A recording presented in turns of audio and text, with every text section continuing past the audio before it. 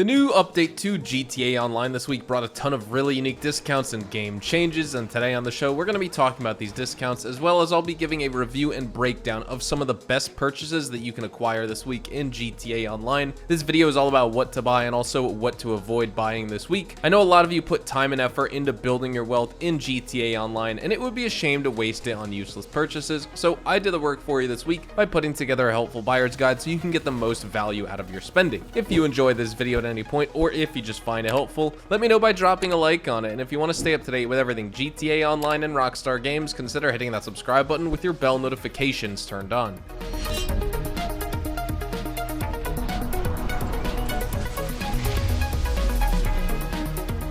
So in terms of our free items and rewards this week, you can log into the game to unlock the Orange Tech Demon Mask, and you would also get a free $125,000 if you connect your Rockstar Games social club account to Prime Gaming. Now when it comes to the buyer's guides, we always start off with a major property discount for the week, and this week is 40% off all hangars and additional upgrades and modifications for the hangars. If you're playing solo, the air freight business may not be a great investment at all in this game. Solo players can earn a lot more money by grinding other things like Cayo Perico or basically just every other business in the game, but if you're playing with friends, the air cargo business can be a lot more worth it and prove to be worth all the elbow greasing for those big bucks. That said though, making money is not the only reason to purchase a hangar in GTA Online. The Smuggler's Run update makes it a mandatory purchase for GTA gamers to own the air cargo business in order for them to purchase any new heavy aircraft introduced into the game, and the air cargo business also allows players to customize their collection of planes inside of the hangar. Moreover, the hangar located in Fort Zancudo also allows players to gain exclusive access to some parts of that military base, and overall the hangar business is just not worth purchasing at all if you want to use this business to make money. But still, if you're a flying enthusiast and basically anyone who doesn't mind shelling out some massive money on stuff that may not necessarily make a great deal of return on investment, owning a hangar definitely adds diversity and variety to the game, and so that part about it makes the hangar business absolutely worth it, because of course you're getting your warehouse to store all your planes and not necessarily using it to make money. But moving on to all our vehicle discounts, first we have 40% off the Dinka Jester Classic. This is a balanced vehicle with stats to back it up so you can cruise around the urban areas of the map. It has good speed and good acceleration as well as great handling.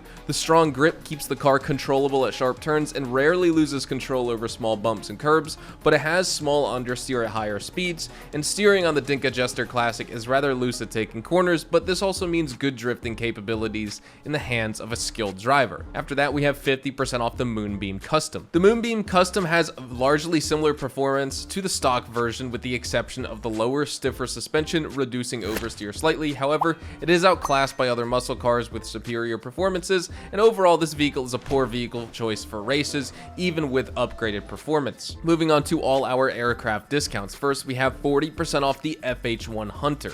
The Hunter is a very nimble aircraft with superior maneuverability to the Buzzard and its attack variant. It's also very fast for a helicopter of its size, matching the speed of the Volatus. Similar to the Savage, however, the large rotor blades makes it difficult to land in tight spaces, and if they're caught in a solid structure for too long, this helicopter will fly erratically, and a flaw also shared with the Savage there.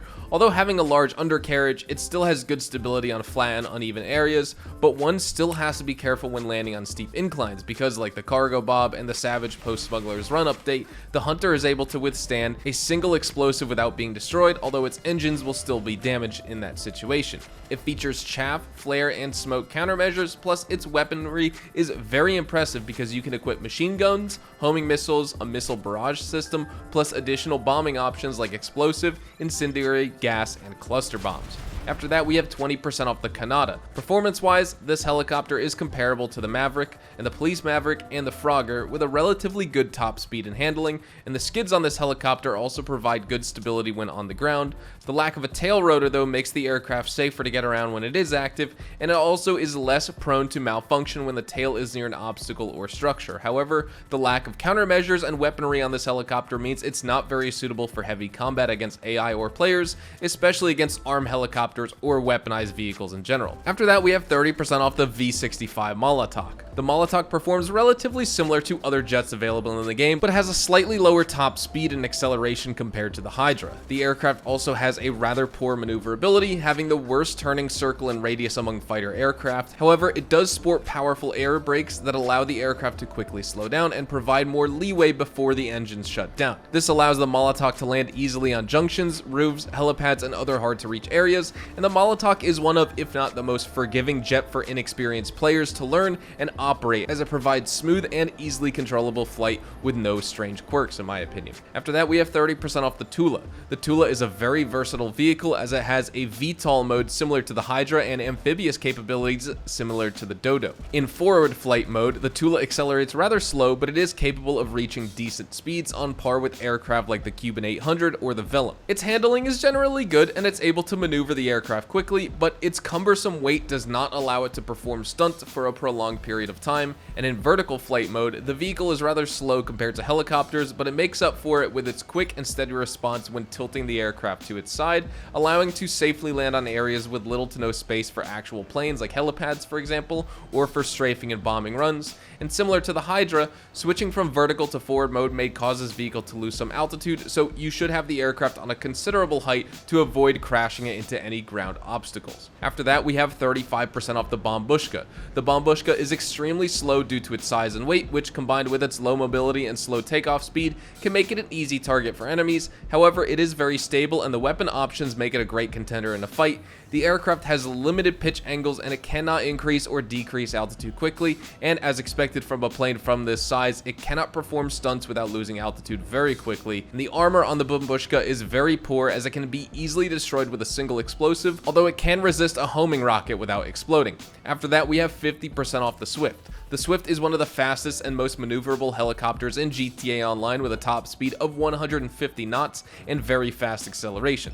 This helicopter is incredibly responsive to being able to quickly correct its flight path, and the Swift can carry up to 4 players, with people in the back seats having access to assault rifles and light machine guns. However, this comes at the expense of build quality because the Swift's armor is weak, making it just as vulnerable as other helicopters. And finally, we have 30% off the Luxor Deluxe. The Luxor Deluxe is different from the standard version by having improved braking, but poor handling in the air and acceleration because of the increased weight of the solid gold construction and plating. And just like the OG Luxor, the Luxor Deluxe still has the least mobility of most aircraft in the game, combined with its large mass. The plane's performance, very high price, and lack of the ability to go into passive mode would make the Luxor Deluxe not worthy for anything but for cruising around. And at a 30% off discount this week, unless you want to blow a bunch of cash on an absolutely useless plane just to show off, it really is not worth purchasing this plane. So you may ask, what is worth buying this week and what do I recommend you avoid buying? Well, I recommend that you buy the hangar business this week so that you can store your aircraft there.